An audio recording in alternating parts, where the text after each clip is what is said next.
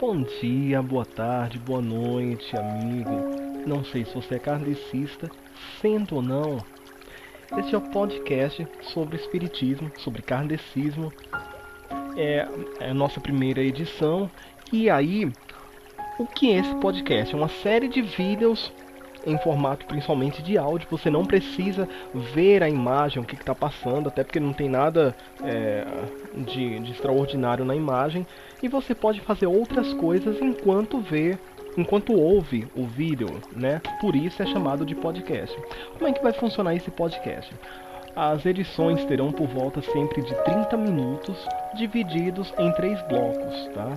O primeiro bloco é um bloco de palestra, então vou explicar sobre alguma coisa, sobre algum assunto à luz do espiritismo. O segundo bloco é um bloco de perguntas e respostas, e aí vou responder as perguntas de vocês, inscritos, de vocês usuários do YouTube, tá? Pode perguntar o que você quiser, agora vou responder a partir do ponto de vista do kardecismo, tá? E o nosso terceiro bloco é um bloco de leitura, em que a gente vai estudar o Livro dos Espíritos. Certo, então vamos lá para o nosso primeiro bloco, palestra. Para hoje, eu quero trazer o seguinte tema: o que é o espiritismo? O que é o kardecismo? Por que eu chamo de espiritismo ou de kardecismo? Para começar, as palavras se referem mais ou menos à mesma coisa, tá? O espiritismo é uma religião baseada num livro esse que teria sido escrito pelos espíritos. Supondo que tenha sido mesmo, então faz jus.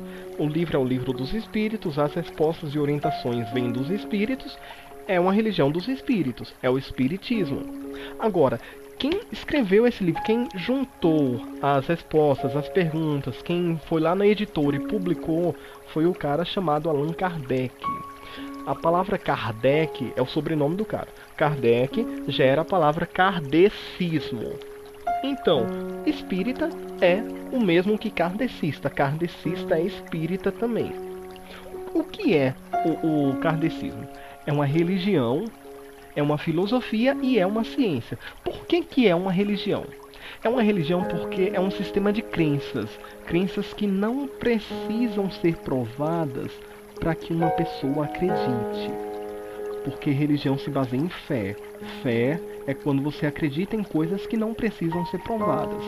Você acredita que o vento está soprando lá fora? Você está de olho fechado, não está ouvindo o vento soprar e mesmo assim acredita que ele está soprando? Isso é sua fé. Então a fé ela não precisa ser baseada no nada, mas ela também não precisa ter fatos físicos que comprovem. Então é uma religião porque é um sistema de coisas em que a gente acredita baseados numa fé. Agora, em segundo lugar, é uma filosofia.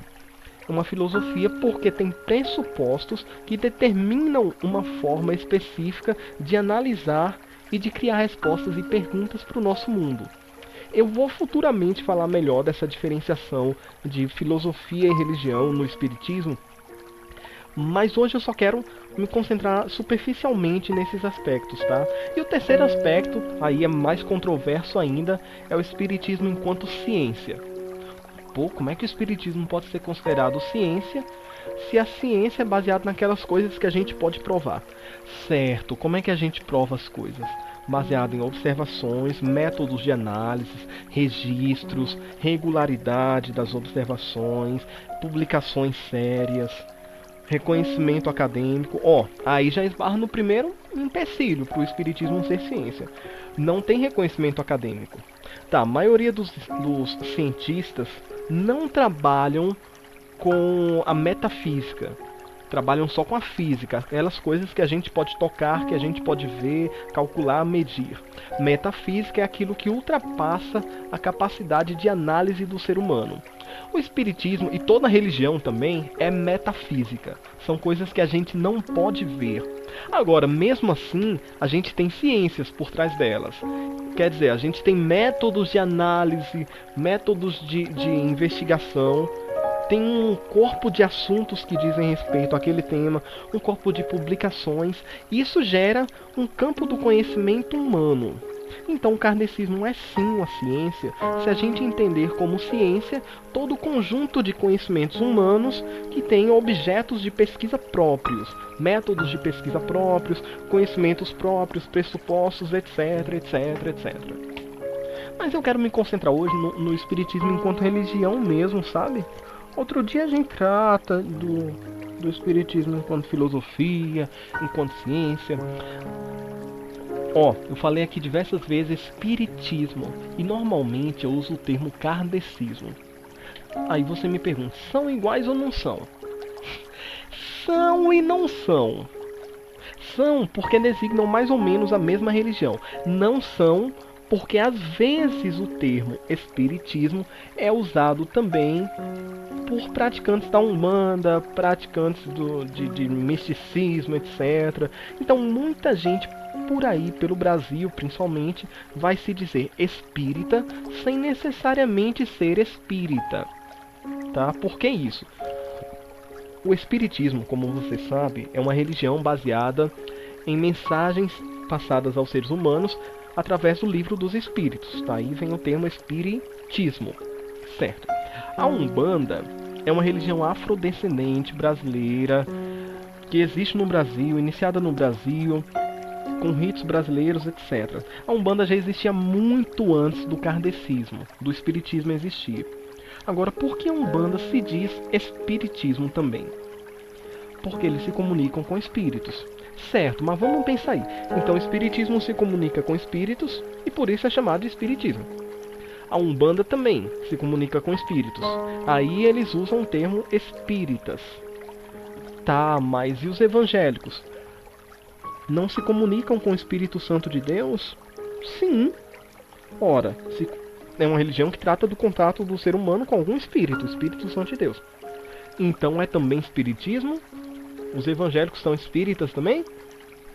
Aí você pega, por exemplo, os católicos. Os católicos acreditam nos anjos, nos santos, no Espírito Santo de Deus. É tudo espírito.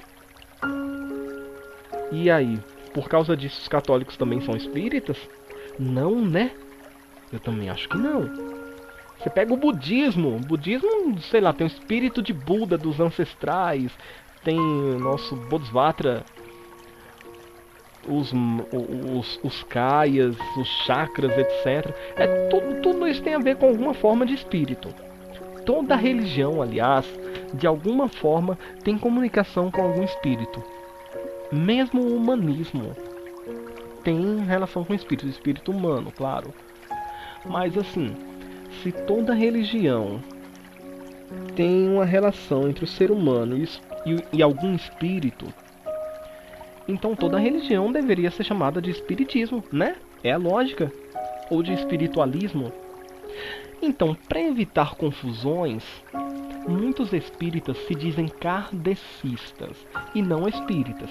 Porque se eu disser espírita, aí vão pensar, então quer dizer que eu sou um bandista, toco tambor e etc. E não é por aí a coisa.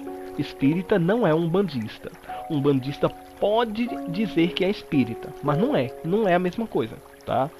Por que não é a mesma coisa? Vamos começar aqui por um rito básico da Umbanda, do Candomblé e de outras religiões assim, que é o toque dos tambores, os pontos riscados, os pontos cantados, etc. Que não ocorre no kardecismo, a gente não bate tambor. Se não bate tambor, não é Umbanda. Obviamente, né? Você vê que tem até igrejas evangélicas hoje que já tem uma música mais eclética, já utilizam tambores, percussão, bateria, etc. O kardecismo geralmente não. A gente pode até utilizar música, mas a gente não vai lá pra tocar tambor, não vai lá pra dançar, pra fumar charuto, beber cachaça, sei lá o que mais. Então, por questões culturais, usar a palavra kardecismo não é a mesma coisa que usar a palavra espiritismo. As pessoas entendem de formas diferentes. Eu lhe confesso que há muitos anos atrás, mais de uma década, quando eu conheci o termo espiritismo, eu também me assustava. Ficava pensando, meu Deus, é os espíritos. Mas não tem nada disso não, cara. As nossas religiões, as nossas reuniões parecem mais com as reuniões do Salão do Reino, dos Testemunhos de Jeová, que são reuniões de estudo. Então os kardecistas, eles se apegam muito ao estudo, sabe? Da religião, da doutrina. Nossas reuniões são reuniões estilo palestra mesmo. Você vai lá, senta, ouve, ora, vai embora, conversa com pessoas, tira dúvidas. Tirar dúvidas é uma das coisas mais importantes, aliás, da religião, né? Então o kardecismo é isso. É o mesmo que espiritismo, só que as pessoas usam a palavra espiritismo também para se referir a outras religiões. Então eu, particularmente, vou evitar usar a palavra espiritismo. Vou usar sempre que possível kardecismo. Eu sou um kardecista. Isso é muito mais um traço cultural. Não estou aqui discriminando outras religiões. Só estou dizendo que são diferentes. Se são diferentes, a gente tem que usar nomes diferentes, específicos. O Brasil é muito grande e existem várias culturas dentro do Brasil, vários hábitos culturais. Existem regiões onde são discriminadas as pessoas que se dizem kardecistas, enquanto as pessoas que se dizem espíritas não sofrem o mesmo preconceito. Noutras regiões é o contrário. Então isso aí vai da cultura local do sujeito. Então se você acha melhor dizer espiritismo, diga. Quer dizer kardecismo, você diz também, não tem problema nenhum. Agora é importante a gente compreender a que tipo de crença, a que tipo de religião a gente está se referindo. Porque, como eu disse, kardecismo não é umbanda. Kardecismo não é macumba. Kardecismo não é quimbanda. Kardecismo não é candomblé, tá? Kardecismo é uma religião específica, com ações específicas, reuniões específicas, ritos específicos, crenças específicas e não deve ser confundida com outras. Certo? Então você já entendeu o que é o kardecismo. É uma religião fundada aí por Allan Kardec, que acredita em Deus, acredita em Cristo, acredita nas coisas boas, não tocamos tambores, etc, etc. Aí eu preciso entrar agora no momento de responder as perguntas, né? Já passei aí do nosso tempo de 10 minutos de palestra. Bastante tempo, né? As perguntas de hoje, tenho muitas não, tá? Mas devo ter o bastante. Seguinte, uma certa pessoa recentemente me perguntou: quando é que eu sei que estão ocorrendo comunicações espirituais comigo? Como é que eu sei que eu não tô louco, que eu não tô esquizofrênico, não tô tendo alucinações, não tô tendo impressão falsa das coisas, não tô sofrendo uma ilusão, ou tô recebendo realmente uma comunicação? Como é que a gente sabe disso? Ó, primeiro eu vou dizer o seguinte: conhece-te a ti mesmo. Se você está sentindo dor de cabeça e você normalmente sente dor de cabeça, você não vai dizer que sua dor de cabeça é por causa de espírito. Se você é uma pessoa que nunca sente dor de cabeça, como eu, e um dia você acorda sentindo dor de cabeça, pode ser talvez uma comunicação espiritual. Mas note que eu ressaltei a expressão pode ser. Pode ser que sim, mas também pode ser que não. Tá? Eu não vou te dar respostas específicas para as coisas que acontecem, porque só você pode saber do que está acontecendo com você. Eu não vou te dizer, por exemplo, que certas comunicações não são frutos de loucura ou de fingimento. Algumas pessoas realmente são loucas e acreditam que veem espíritos, não estão vendo espíritos realmente. Algumas pessoas realmente estão fingindo, tá? Que aí é a mistificação. Não vou te dizer que não existem essas coisas, existem, bastante. Então é importante a gente tomar cuidado, se conhecer antes de tudo, para saber o que está acontecendo com a gente. Eu vou dar só um exemplo aqui de uma coisa que acontece muito. Se chama pareidolia. Pareidolia é quando nosso cérebro ele interpreta uma mensagem física de forma errada. Então, por exemplo, às vezes uma muriçoca pica sua pele e você sente coçar numa região próxima, mas não na região em que ela picou, certo? Isso é pareidolia, você não está sentindo a informação da forma correta. Seu cérebro está interpretando de forma mais ou menos equivocada. Vou dar aqui um exemplo de pareidolia muito comum que acontece. Você já viu vulto? Vulto é tipo você vê uma coisa assim de relance, parece uma pessoa, passa correndo e tal. Aí o pessoal diz, é fantasma, é os espíritos. Às vezes é, mas geralmente não é. Sabe por que geralmente não é? Ó, o nosso cérebro, o nosso olho humano, ele tem a capacidade de enxergar coisas que estão ao nosso redor sem que a gente precise virar a cabeça ou o olho para o lado para enxergar. Só que a gente não enxerga com tanta clareza as coisas que estão dos nossos lados. Isso aí se chama visão periférica. As mulheres, elas têm visão periférica mais aguçada do que os homens. A ciência comprova isso. Tá? Vocês mulheres têm células bastonetes dos lados do olho em maior quantidade do que os homens têm. Nós temos mais na frente do que dos lados. Então vocês mulheres enxergam com mais clareza dos lados. Curiosamente, a maioria das pessoas que dizem eu vi um vulto são mulheres. Tá, as mulheres então enxergam coisas que estão dos lados, assim como os homens, embora os homens enxerguem menos bem. Aí o que que acontece?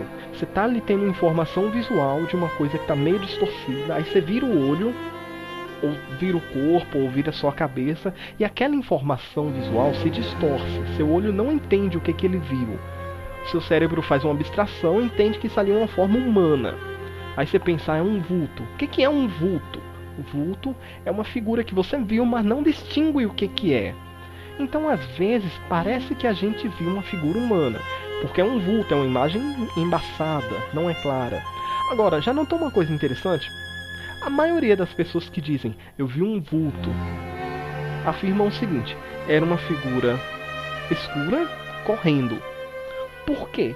Por acaso o ser humano morre e vira velocista, vira corredor de maratona? Por que que vulto aparece geralmente correndo? Isso não faz sentido, você não concorda? Então, se você vê um vulto e o vulto está correndo e você não viu claramente o que é, isso ali é o seu olho que virou muito rápido, a imagem se embolou na sua visão, provavelmente, e dá essa impressão de que a gente viu alguma coisa sobrenatural. O cérebro humano mistura com nossas crenças, nossas superstições, aí a gente fica achando que é coisa de outro mundo, mas às vezes, geralmente, não é nada de outro mundo, é só o olho humano que está enxergando mal enxergado. Se você vir um espírito na sua frente, paradão, claramente uma forma lá humana, cabeça, olho, 2 olhos, uma boca só, se tiver mais de uma é alien.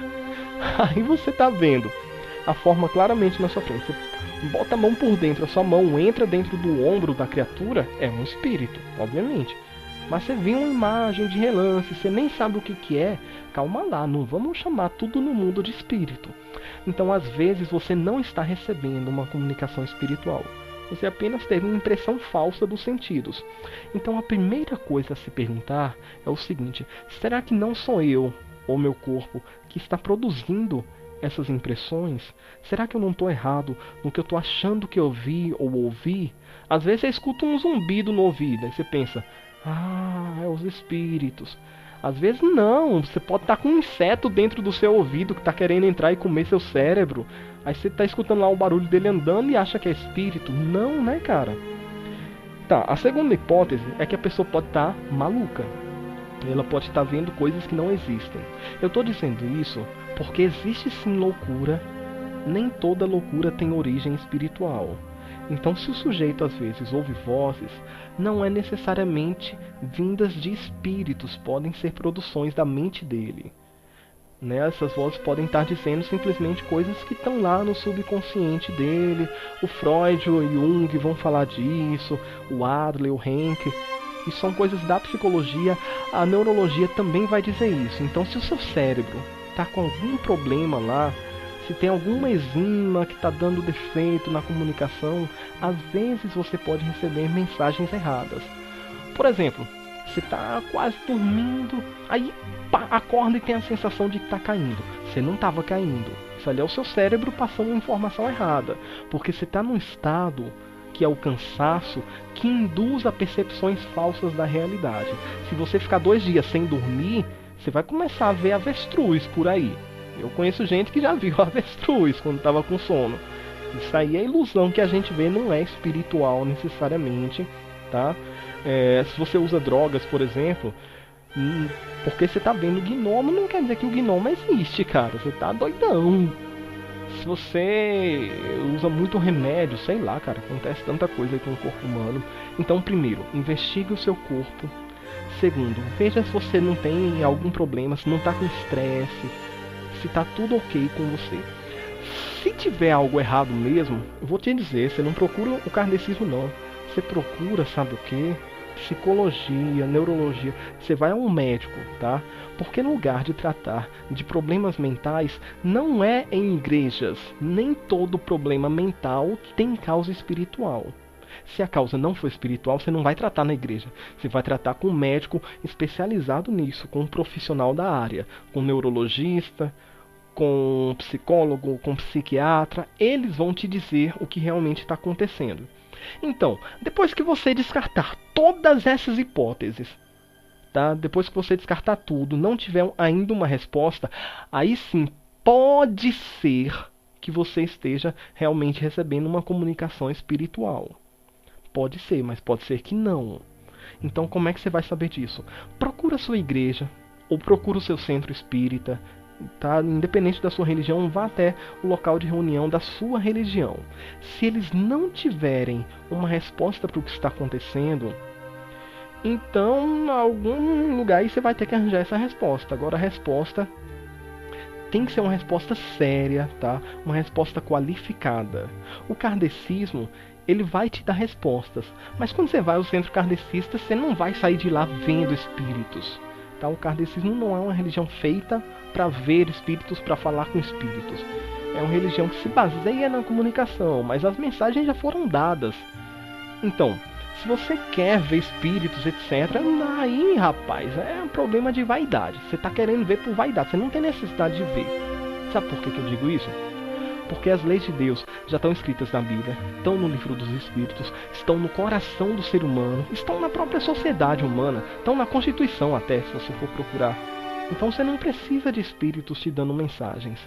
Se você está procurando o kardecismo para esse tipo de coisa, você está sendo vaidoso, rapaz. Para com isso, moço. Toma jeito na vida. Sabe o que você vai conseguir desse jeito?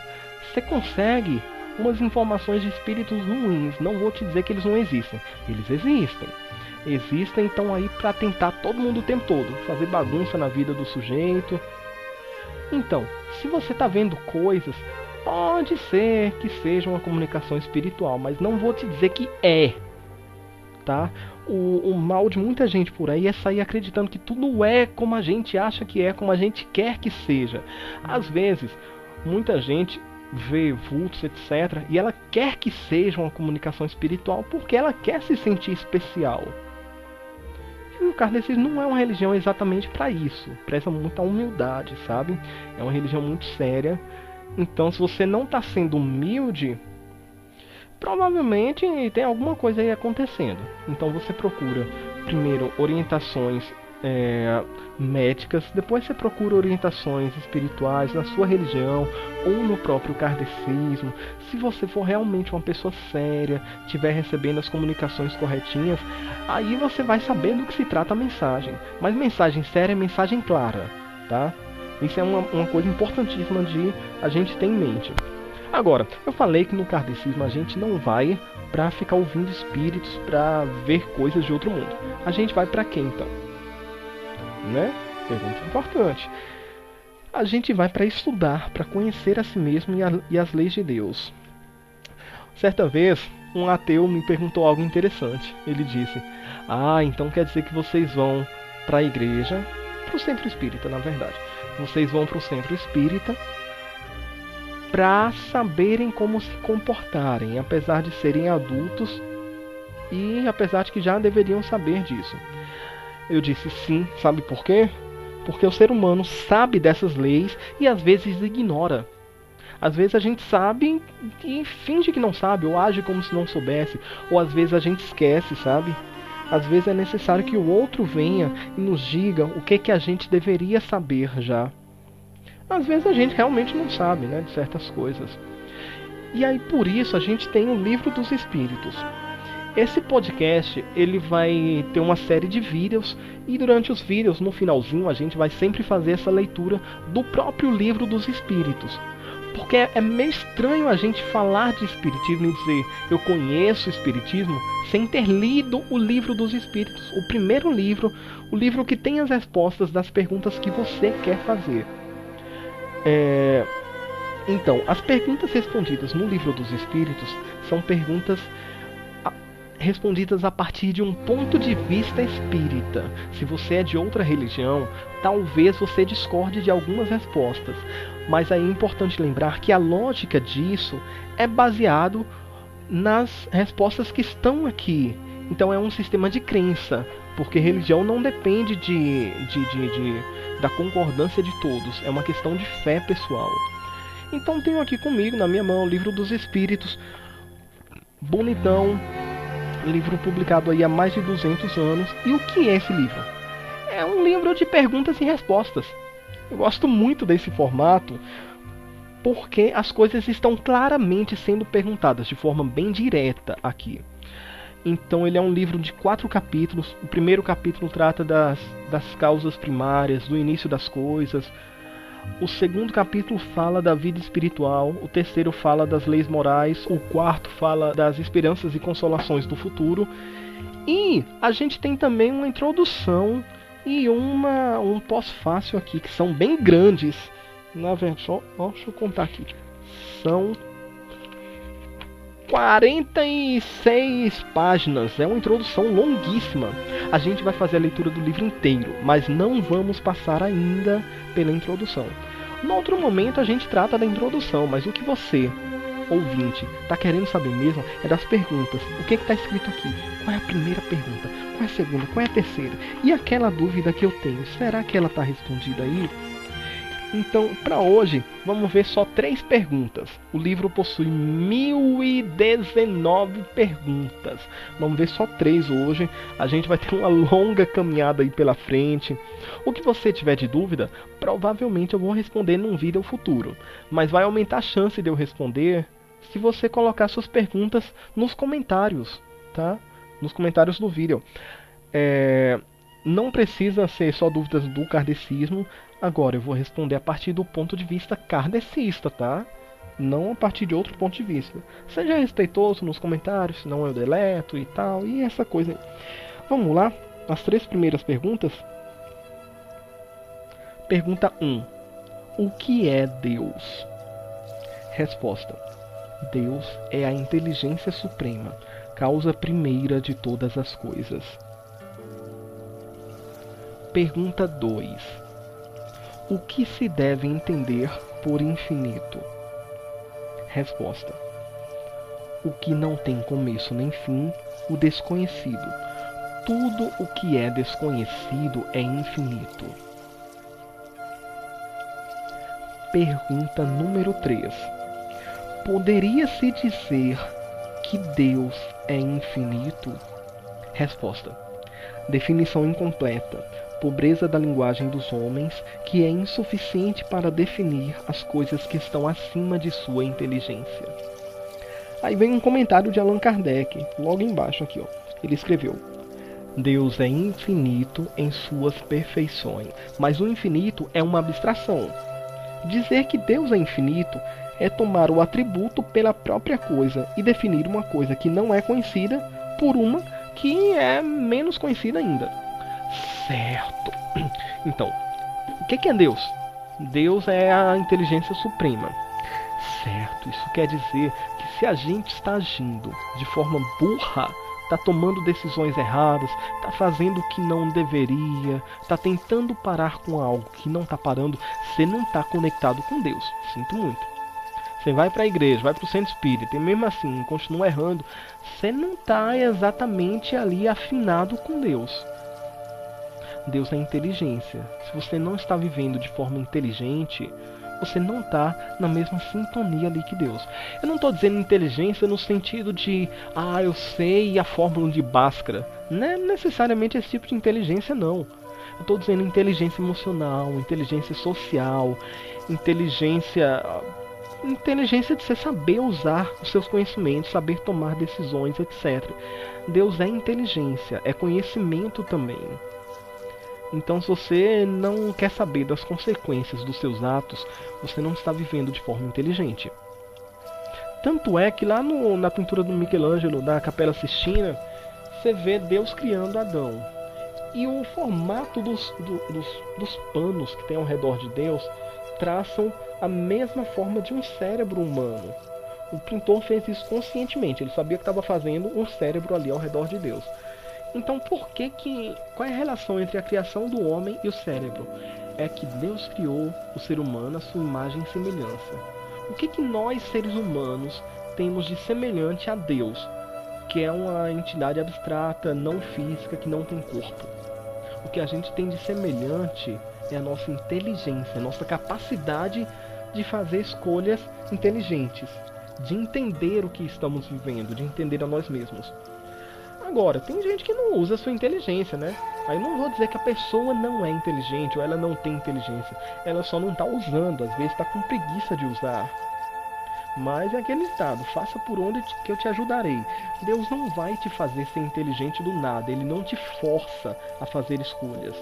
Ele te dá opções para você exercitar sua inteligência emocional, sua inteligência específica, sua inteligência social.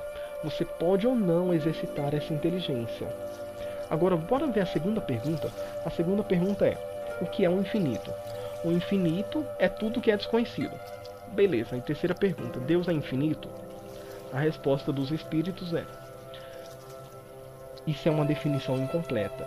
Certo, aí tem um ponto em que o livro dos espíritos martela algumas vezes, que é o seguinte: o ser humano, ele não usa palavras exatas para dizer as coisas que ele quer dizer. Deixa eu te dar uma prova disso. Às vezes você fala coisas que parecem claras e a outra pessoa não entende. Por que isso? Porque você não está sendo claro como imaginam que está. A gente não tem ainda palavras que expressem exatamente o que a gente quer dizer. E aí entram os contextos culturais, os contextos pessoais, etc. Então, quando a gente diz que Deus é infinito, isso é uma abstração muito louca, cara. Porque tu conhece o infinito? Não. Tu conhece Deus? Tu já viu Deus? Já tocou em Deus? Na mão de Deus? Tá, você conhece o amor de Deus, as manifestações de Deus, mas Deus mesmo? Não, nós somos seres humanos. Não podemos conhecer diretamente a Deus. Certo, a gente não conhece Deus, não conhece o infinito, porque infinito é aquilo que a gente não conhece. Aí a gente diz que Deus é infinito. Ô, coisona, grande resposta, né? Não está explicando muito. Mas, então por que o livro dos Espíritos tem essa resposta que não explica muito? Aí é simples. O que esse livro está dizendo com essas perguntas e essas respostas é o seguinte: que nós, seres humanos, ainda não estamos habilitados o suficiente para compreendermos a natureza divina.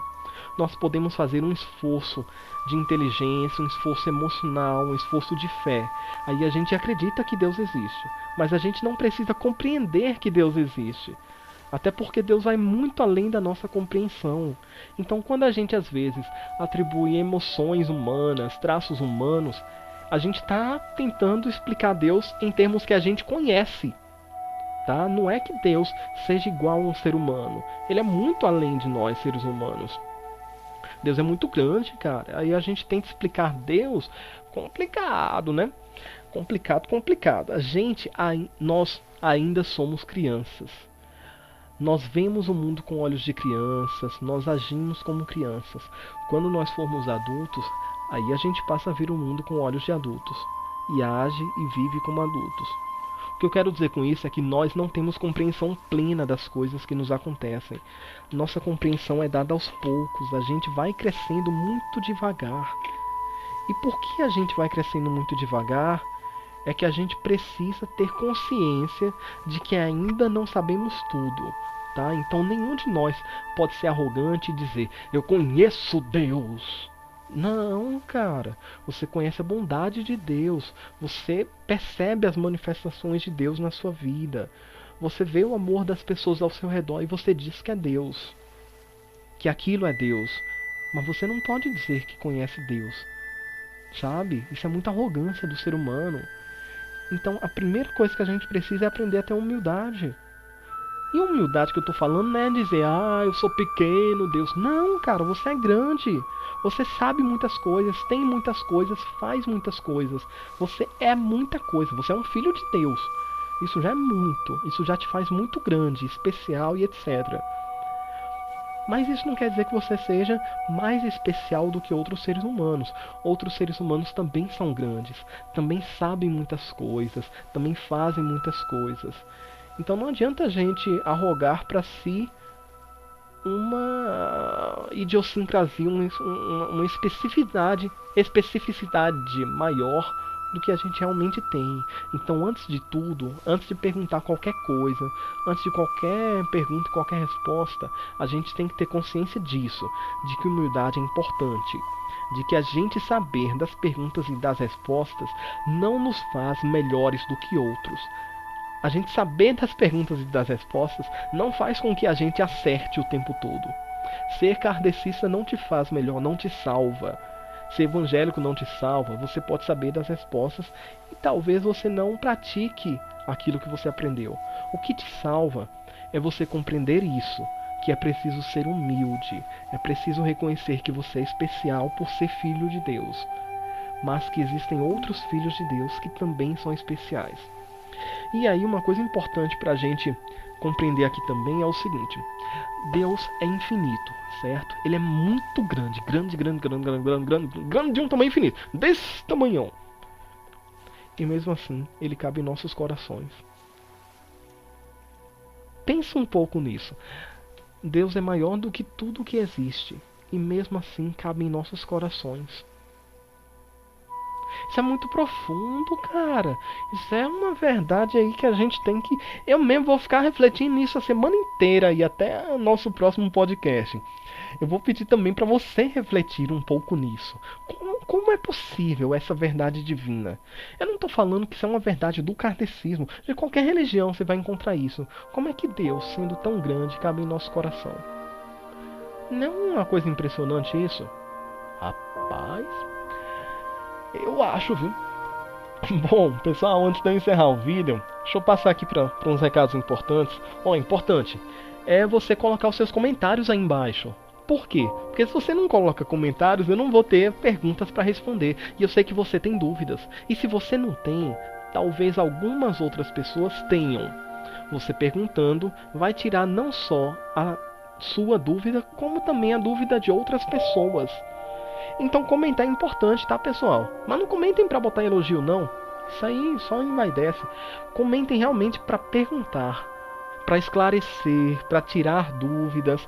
O que eu não puder responder nos comentários, eu coloco no próximo vídeo. Tá bom assim? Aí fica bacana, né?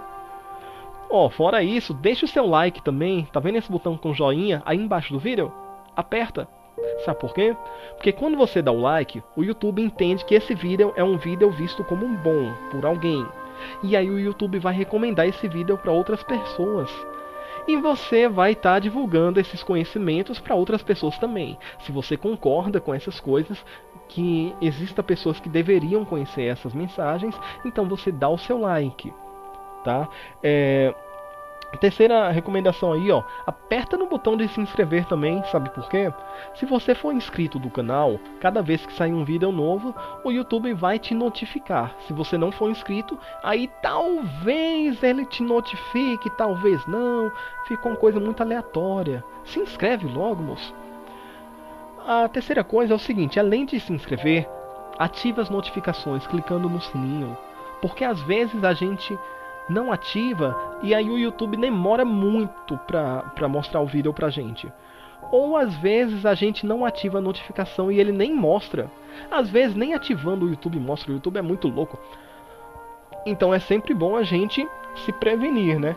Então isso aí, comenta, coloca suas dúvidas, suas opiniões, seus comentários, deixa o seu like, se inscreve no canal, ativa as notificações, assiste ao nosso próximo podcast, que deve ser lá pra semana que vem. A gente ainda vai ler, vai devorar inteiro esse livro dos espíritos, tá? As 119 perguntas a gente vai ler, vai entender tanto aqui, que a gente vai saber o que é melhor pra gente. Ainda que você não concorde com o kardecismo, ao menos você vai conhecer o que é talvez até mais importante para algumas pessoas. Então, antes da gente criticar ou da gente gostar, é necessário que a gente conheça do que a gente está criticando, gostando. É necessário que a gente leia o livro dos Espíritos. É necessário que a gente tente entender o que Deus quer da gente, etc, etc. Ai, cansei de falar. Cansei. Ó, vou me despedir de você. Ora antes de dormir, ou então reza, no mínimo um Pai Nosso, se conserte, toma um jeito na vida. E é isso aí. Até a próxima. Tenha um bom dia, boa tarde, boa noite.